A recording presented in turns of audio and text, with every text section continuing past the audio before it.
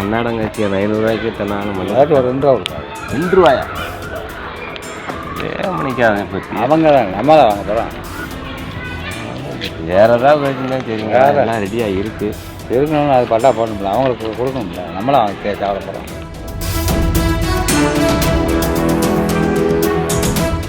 விருதுநகர் மாவட்டம் சிவகாசி அருகே உள்ள நதிக்குடியில் பட்டா மாறுதலுக்கு ஒப்புதல் வழங்க தலையாரி ஒருவர் பேரம் பேசி லஞ்சம் வாங்கும் வீடியோ வெளியாகியுள்ளது.